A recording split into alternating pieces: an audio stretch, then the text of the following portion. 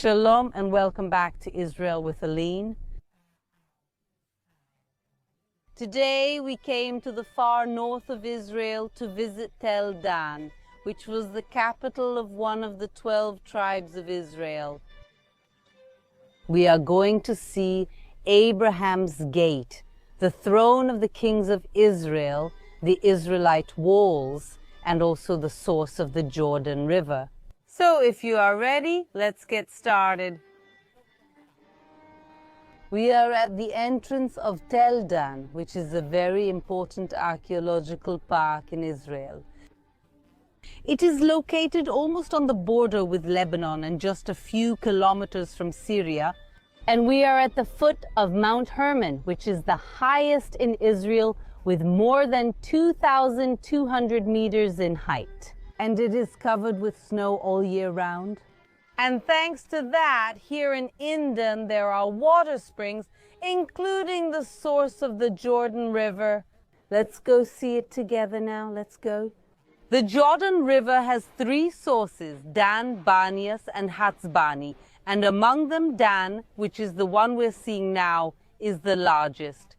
Here, 238 million cubic meters of water flow per year.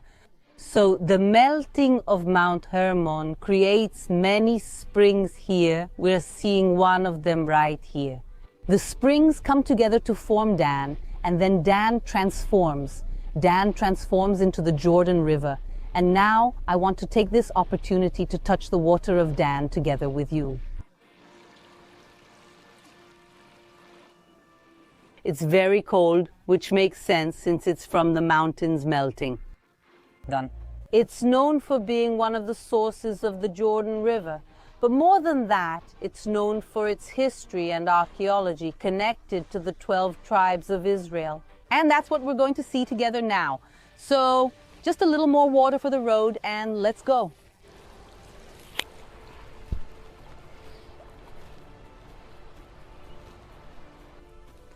The end of winter is coming. In a few weeks, spring will begin in Israel and the country will be covered with flowers.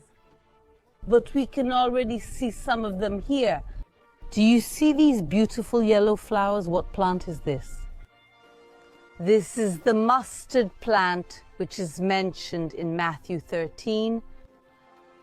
He told them another parable saying, "The kingdom of heaven is like a mustard seed which a man took and planted in his field, which is truly the smallest of all seeds, but when it grows, it is the largest of the plants and becomes a tree, so that the birds of the air come and nest in its branches."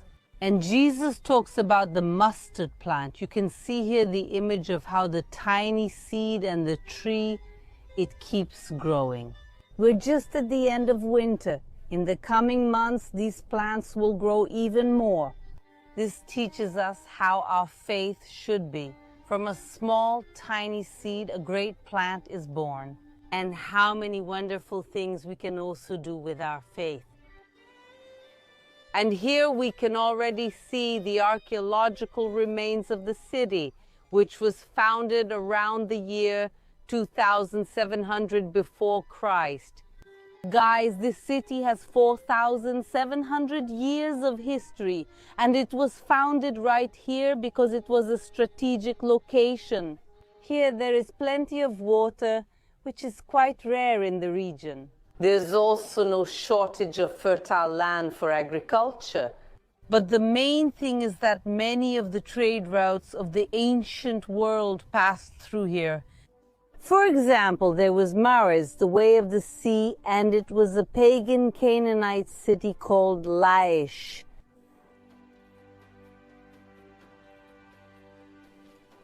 It's unbelievable to be walking among houses that are 3,000 to 4,000 years old. This is where the people lived. And the Bible tells us so much about this kind of city, about the pagan cities. But there is a Canaanite pagan site here, unlike any other.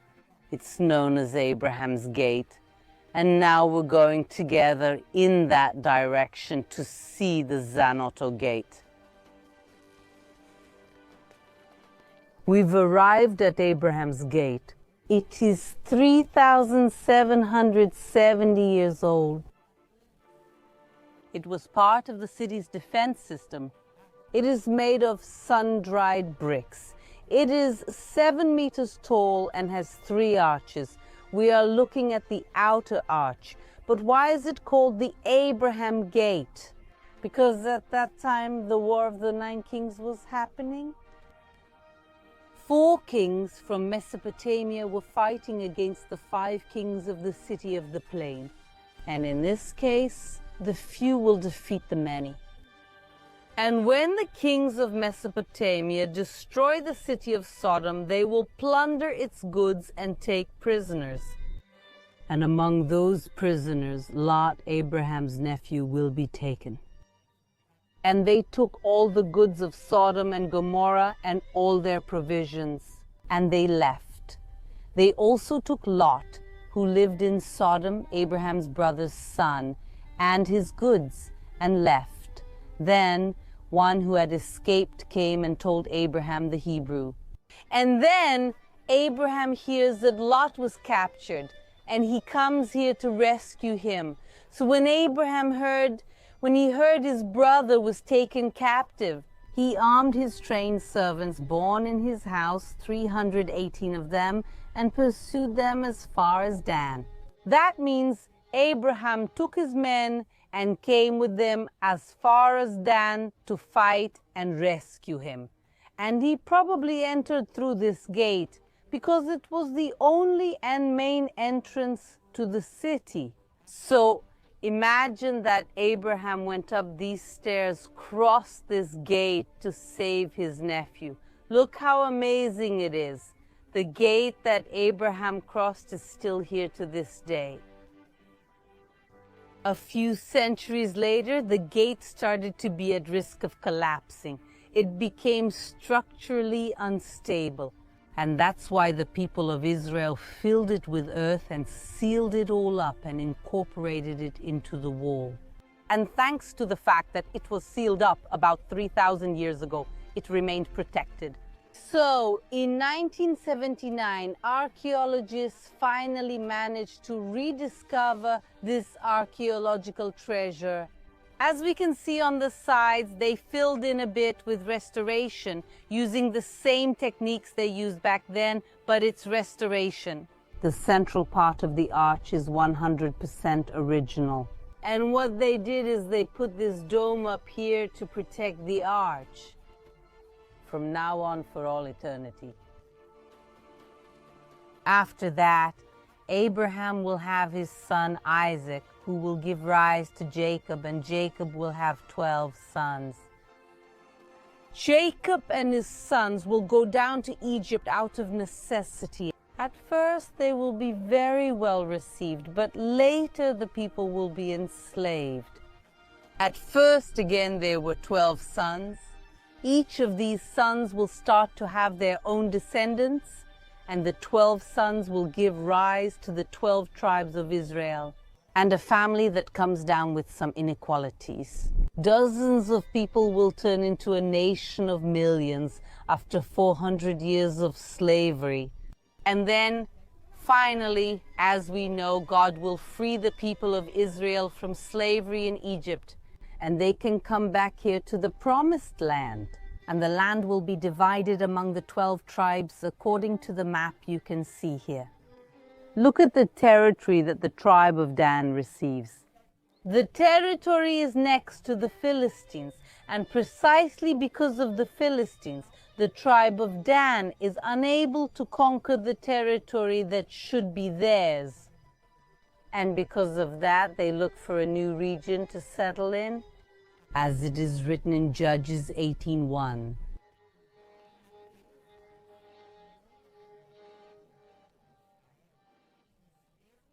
The tribe of the Danites was seeking an inheritance for themselves to live in, because until that day, among the tribes of Israel, no inheritance had fallen to them by lot.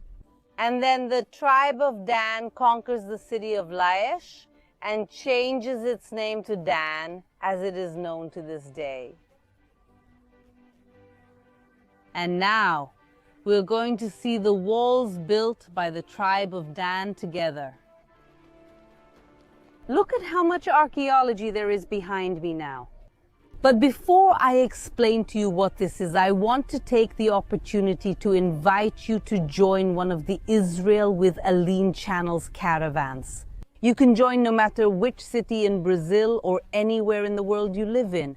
So to see all the information and prices, visit our website www.israel.comaline.com.br, and what is behind me is the city gate. Nowadays, when we think of a gate, we simply think of a place to enter and leave the city.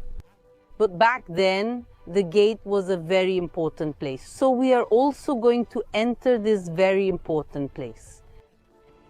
The Bible tells us that the gates were where the king sat, where the prophets spoke to the people, judgments were made, and the elders also stayed there. One example is the prophet Amos, who tells us about judgments inside the gates.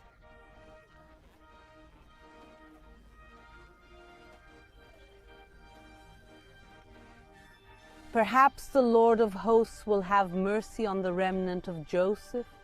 That's because the gates were a very busy place with people coming and going and commerce.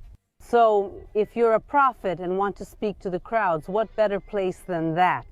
If you want to hold a trial where everyone can see it and there are witnesses, this is the ideal place. And we see that in this verse as well. So the king got up and sat at the gate, and they let all the people know, saying, "Look, the king is sitting at the gate." Then the people came to present themselves before the king. In the original, in Hebrew, it is written Vaishav Bachar, and he was sitting at the gate, which means inside the gate. That means if we enter this gate, we will also find the throne of a king. Is it true? Come with me to find out. Here was the king's throne.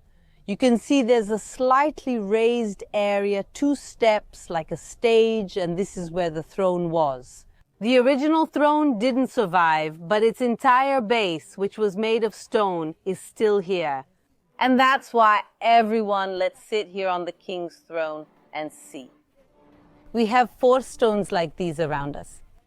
Inside the stone, a wooden log would be placed, and on top of it, a kind of canopy would be set. This provided shade for the king and also made the place even more impressive. Of course, the king of Israel didn't sit here all the time. If he came to the city, he could stay here. But on a daily basis, the place was also used by the governor and the city administrator. And if you look beside the throne, there's a long bench here. Let's sit on it too.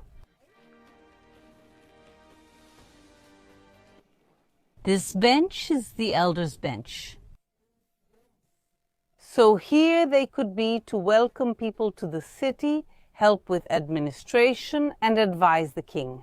But of course, there was a big separation back then between classes and powers. The elders were important and had their own bench, but they couldn't sit on the king's throne. It's wonderful how archaeology can help us understand the Bible better. But even with so many discoveries, many people still doubt the historicity of the Bible.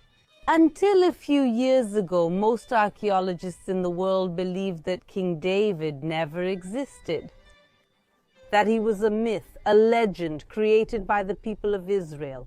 But that's going to change thanks to an archaeological find discovered here in 1993. Archaeologists found an inscription here at the gate of Tel Dan. It was written by Hazael, the king of Damascus, in Aramaic, and it tells how he won a war and killed 2 kings, Jeroboam, the son of Achab, king of Israel, and also Acacias, son of Joram, the king of the house of David. This text proves the existence of King David and his descendants. He was not only known by the people of Israel. This is archaeological evidence that even Israel's enemies knew about David and his descendants. And now let's go together and enter and invade the city of Dan. And as we walk here, we can see the size of this gate. It's not just a small entrance arch, it's actually a huge complex full of rooms. Look, for example, at these ones here. What could these rooms be used for? They had several purposes, but among them, these could be soldiers' rooms. Here, there were soldiers 24 hours a day, 7 days a week to protect the entrance of the city from enemy invasions. See that here on the side, further along, there are more and more rooms. Goods were also stored in them, because here at the entrance of the city is also where a good part of the taxes was collected, and really a lot of taxes were collected here, because the city was extremely important and very wealthy. Also around the city, the neighboring towns had to pay taxes to Dan. But despite the importance, the wealth, and the colossal buildings they had here, Dan is a city that sinned. And the sin of this city will cause the destruction of most of the 12 tribes, and because of that, these tribes will disappear. To learn all about this story, make sure to connect here on the channel next week and subscribe to the channel so you don't miss anything. And I'll see you here every Sunday. Kisses and see you next time.